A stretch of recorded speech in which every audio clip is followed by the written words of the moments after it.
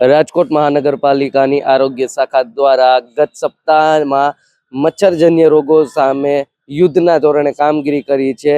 ત્યારે બીજી તરફ અત્યારે ચોમાસાની સિઝનમાં પણ રોગચાળો શહેરની અંદર વકર્યો છે। ત્યારે આ રોગચાળાની સામે લડવા અત્યારે તંત્ર છે તે એક્શન મોડમાં આવ્યું છે। રાજકોટ મહાનગરપાલિકા દ્વારા તાજેતરમાં 27 જુલાઈથી 2 ઓગસ્ટ દરમિયાન શહેરમાં ઘનિષ્ઠ ચેકિંગ અને રોગચાળા અટકાયતી ઝુંબેશ ચલાવવામાં આવી હતી। આરોગ્ય ટીમ દ્વારા 91,000થી વધુ ઘરોમાં પોરાનાશક કામગીરી અને 372 ઘરોમાં ફોગિંગ કરવામાં આવ્યું છે। આ અઠવાડિયા દરમિયાન શહેરમાં ડેન્ગ્યુનો 1 અને મલેરિયાનો 1 પોઝિટિવ કેસ નોંધાયો છે।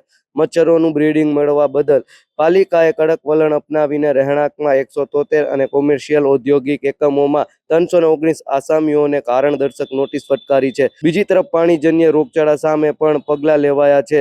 લગભગ 3 લાખ જેટલી વસ્તીનો સર્વે કરી 11,000થી વધુ ક્લોરીન ટેબ્લેટ અને 1600 ORS પેકેટનું વિતરણ કરાયું છે। અઠવાડિયામાં સામાન્ય તાવ 972, શરદી ઉધરસના 948 અને ઝાડા ઉલટીના 476 કેસ સામે આવ્યા છે।